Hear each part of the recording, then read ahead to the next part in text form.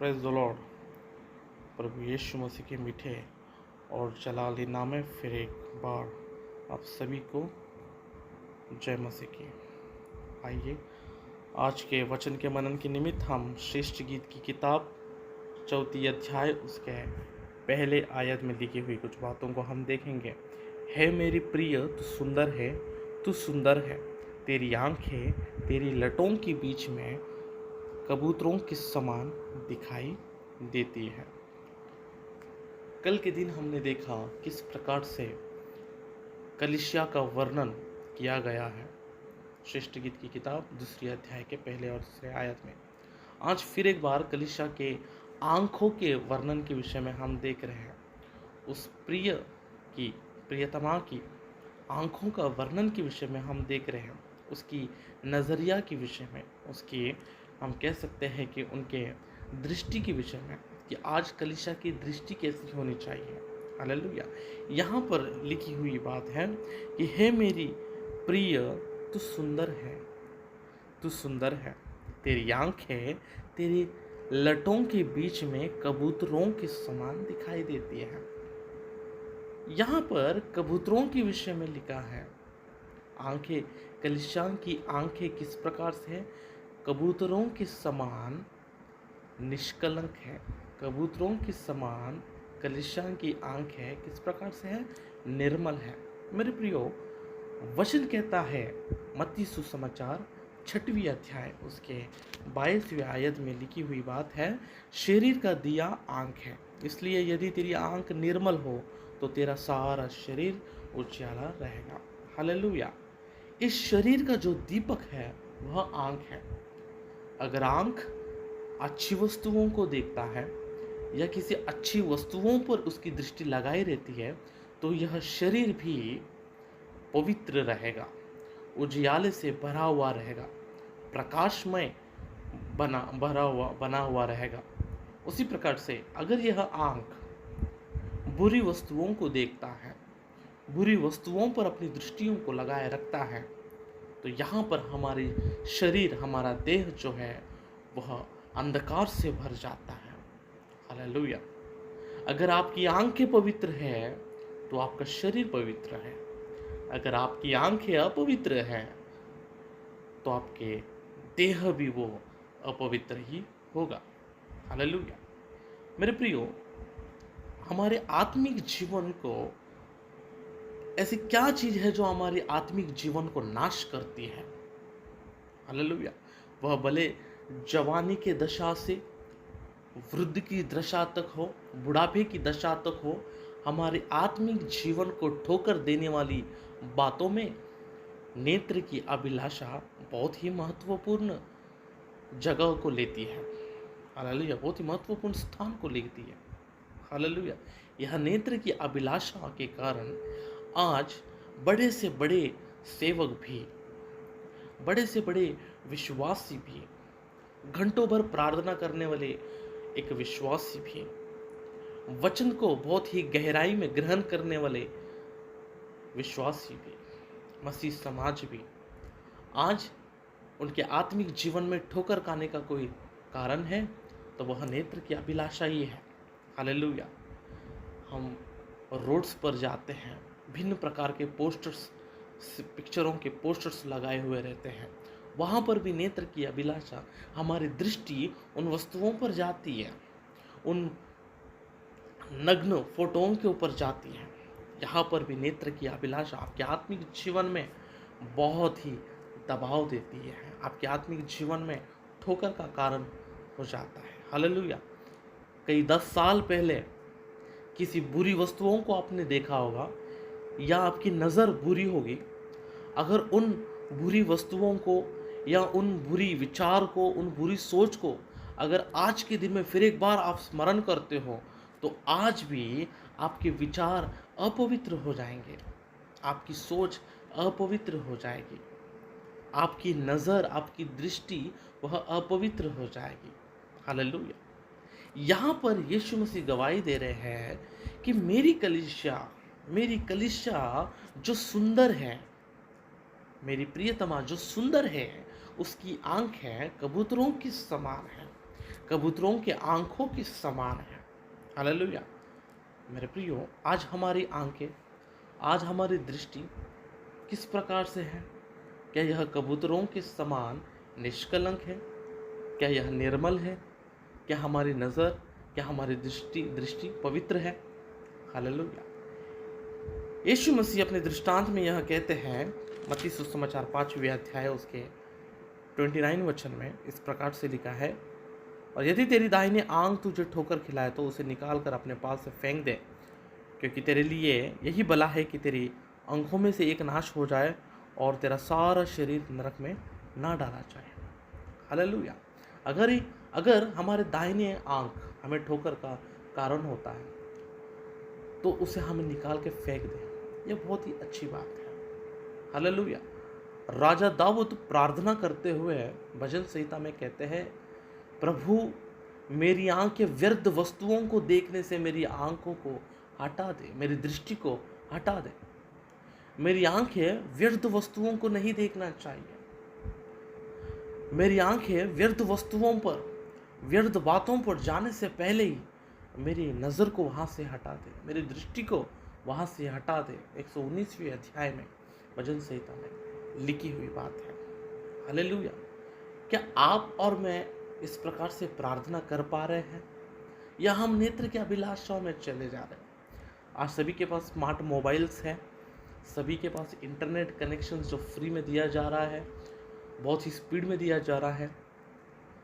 हम इंटरनेट में खोज किसी और चीज़ के लिए करते हैं, लेकिन शैतान वहाँ पर तुरंत कुछ बुरी फोटोज़ को या व्यर्थ फोटोज़ को या व्यर्थ बातों को, व्यर्थ चित्रों को हमारे सामने लेकर आ जाता है। क्या हम उन चित्रों पर से, क्या हम उन व्यर्थ चित्रों पर से, क्या हमारे आंखों को, हमारी दृष्टि को हटा पा रहे या नहीं? जवानी की दशा से लेकर बुढ़ापे की दशा में रहने वाले आत्मिक जीवन क्यों आज ठोकर में जा रहे हैं? क्यों ठोकर का कारण बन रहे हैं? क्यों उनके आत्मिक जीवन नाश की ओर जा रहे हैं? क्यों उनका प्रारंभ दशा और अंत दशा में फर्क है? क्यों उनकी अंत की दशा प्रारंभ दशा से भी अधिक नहीं है? क्यों महान नहीं है? क्यों श्रेष्ठ नहीं है? यानी आत्मिक जीवन में ठोकर का कारण यह नेत्र की अभिलाषा है। हालेलुया। अगर आपकी दाहिनी आंख आपको ठोकर का कारण हो रहा है तो उसे निकाल फेंक। हालेलुया। दोनों आंखों से नरक जाने से अच्छा एक आंखों से स्वर्ग जाना बहुत ही उत्तम है। हालेलुया। देखिएगा, बाइबल में एक भक्त है, बाइबल में बहुत ही जाना पहचाना एक भक्त है। हालेलुया। वह भक्त अपने जीवन में बुरी वस्तुओं को देखने से या उनका मन जिन वस्तुओं को देखने के लिए कहता था, वह अपने मन को उन वस्तुओं पर लगाते थे। हालेलुया। मैं बाइबल के विषय में बात कर रहा हूँ। बाइबल में एक भक्त है, हालेलुया, वे अपने मन को, वे अपनी आंख को जहाँ पर उनका मन कहता है वहाँ पर अपनी दृष्टि को लगाए बनाए रखते थे। अंत में उनकी दशा भयानक हो गई थी। एक बार देखेंगे उन भक्त के विषय में। सपोपदेश की किताब 2 अध्याय में हम राजा सुलेमान की बातों को हम देखेंगे।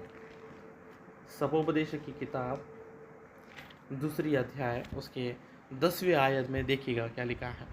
और जितनी वस्तुओं को देखने को मेरी आंखों ने लालसा की, उन सभी को देखने से मैं ना रुका।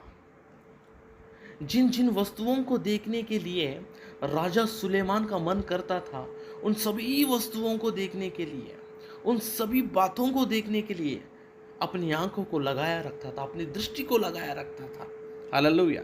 मैंने अपने हृदय किसी प्रकार का आनंद भोगने से न रोका। कभी उन्होंने अपने आनंद को नहीं रोका। उन्हें जो चाहिए था वो देखते थे, उन्हें आनंद मिलती थी, उन्हें खुशियाँ मिलती थी। उन्होंने कभी उस चीज़ को नहीं रोका। कभी उन्होंने ऐसा प्रार्थना नहीं किया कि प्रभु व्यर्थ चीज़ों को देखने से प्रभु मेरी आंखों को, मेरी दृष्टि को वहाँ से हटा दे। हालेलुया। बहुत ही क्लियरली यहाँ पर लिखा है, और जितनी वस्तुओं को देखने को मेरी आंखें आंखों ने लालसा की, उन सभी को देखने से मैं न रुका। मैंने अपना हृदय किसी प्रकार का आनंद भोगने से न रोका, क्योंकि मेरा हृदय मेरे सब परिश्रम में आनंदित हुआ और मेरे सब परिश्रम में मुझे यही भाग मिला। कैसा भाग मिला कि सब व्यर्थ है। कैसा भाग मिला कि अंत में राजा सुलेमान ने एक विषय को कहा कि मृत्यु से भी भयंकर एक स्त्री होती है। हालेलुया। उनकी आंखों ने जिन जिन वस्तुओं को देखना चाहा, सब वस्तुओं को उन्होंने दिखा, सब उन्होंने आनंद को भोग लिया, हर एक चीज उन्होंने आनंदित हुआ, उनका हृदय प्रफुल्लित हो गया। लेकिन अंत में क्या हुआ? बुढ़ापे के दिनों में क्या हुआ? इसलिए सबोपदेश की किताब में कई बार लिखा है कि सूरज के नीचे, सूर्य के नीचे हर बात व्यर्थ ही है। सूर्य के नीचे हर कार्य एक हवा को अपने हाथों में पकड़ने के समान है, सब व्यर्थ ही हैं। कहाँ पर? सूरज के नीचे सब बात व्यर्थ है, व्यर्थ है, व्यर्थ। इसलिए इसके जवाब में प्रेरित पौलुस कुलुस्सियों को लिखते हुए 3 अध्याय में ये कहते हैं कि हमें सूरज के नीचे की बातों के लिए नहीं, हमें केवल स्वर्गीय बातों पर अपनी दृष्टि को बनाए रखना है। हमारी खोज स्वर्गीय वस्तुओं की खोज में रहनी चाहिए। हमारी दृष्टि, हमारी आंखें केवल स्वर्ग की ओर होनी चाहिए। हालेलुया। क्योंकि अगर हम इस संसार की खोज में, इस संसार की वस्तुओं की खोज में, इस संसार के वस्तुओं पर हमारी दृष्टि को लगाए रखेंगे तो सूरज के नीचे वो हर एक वस्तु व्यर्थ ही है, वो हर एक परिश्रम व्यर्थ है। हालेलुया। तो आज हमारी आंखें कैसी है? निर्मल है? क्या हमारी आंखें निष्कलंक है? क्या हमारी आंखें कबूतरों के समान पवित्र है? कलीसिया यीशु मसीह के पास से क्या अपने ऐसी प्रकार की गवाही पाई है? अगर नहीं तो वह आज समय है कि इस भोर के समय हम सभी को यह प्रार्थना करना चाहिए कि प्रभु व्यर्थ वस्तुओं को देखने से मेरे आंखों को उन वस्तुओं पर से हटा दे, मेरी दृष्टि को वहाँ से हटा दे। प्रभु कबूतरों के समान निष्कलंक और पवित्र दृष्टि, पवित्र आंखें मुझे भी दे। हालेलुया। आइए हम सब प्रार्थना में आगे बढ़े। जीवित बाप, हम तेरे पवित्र नाम का धन्यवाद करते हैं पिता। फिर एक बार राजा इस सुंदर से समय के लिए प्रभु हम धन्यवाद देते हैं। इस नए दिन को प्रभु जी आपने हमारे जीवन में दिया, प्रभु आपका कोटि कोटि धन्यवाद करते हैं राजा। जीवितों की गिनतियों में प्रभु जी आपने हमें रखा, प्रभु जी आपकी कोटि कोटि धन्यवाद हो पिता। प्रार्थना करते हैं राजा इस सुबह के समय में राजा, अपने कामों में जाने वाले वो हर एक भाई बहनों के लिए हम प्रार्थना करते हैं प्रभु जी। उनके प्रभु जी हर एक काम में प्रभु जी आप उनकी सहायता मदद करिएगा, उनके साथ रहिएगा और प्रभु जी उन्हें मार्ग दिखाइएगा करके हम प्रार्थना करते हैं पिता। उसी रीति से प्रभु जी हम विशेष रूप से प्रार्थना करते हैं उन बच्चों के लिए राजा जो एग्जाम्स लिखने वाले हैं, उनके एग्जाम्स में प्रभु जी आप उनके साथ रहकर प्रभु जी अच्छी रीति से एग्जाम्स लिखने के लिए प्रभु जी सहायता मदद कीजिएगा और अच्छी रीति से प्रभु जी अच्छे मार्क्स से पास होने के लिए भी प्रभु जी अपने अनुग्रह कीजिएगा करके प्रभु अपने अनुग्रह को उन पर बनाए रखिएगा करके हम प्रार्थना करते हैं पिता। हर एक भाई बहन को आपके हाथों में सौंपते हैं राजा, जो यहाँ पर उपस्थित रहकर प्रभु जी प्रार्थना में हमारे साथ एक हुए हैं, प्रभु उन सभी को आपके हाथों में सौंपते हैं। सभी को प्रभु जी आप आशीषित कीजिएगा करके हम प्रार्थना करते हैं राजा। विशेष रीति से प्रभु हम प्रार्थना करते हैं कि प्रभु जी हमारे बीच में कई सारे लोग हैं जो कि प्रभु जी बीमारी की अवस्था में है राजा। प्रार्थना करते राजा हर एक को संपूर्ण प्रभु जी चंगाई आप दीजिएगा करके हम प्रार्थना करते हैं पिताजी।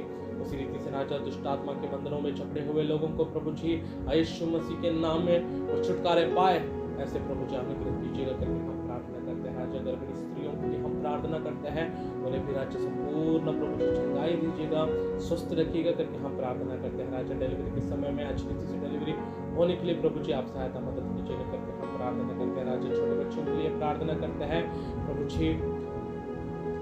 जी बचपन से बढ़ने वाले उनके लिए प्रभु जी आप बुद्धि और ज्ञान से भर दीजिएगा और प्रभु जी अपने समझ शक्ति को प्रभु जी आप उन्हें दीजिएगा करके हम प्रार्थना करते हैं राजा। जवानी में रहने वाले बच्चों के लिए हम प्रार्थना करते हैं, जवान भाई बहनों के लिए हम प्रार्थना करते हैं राजा।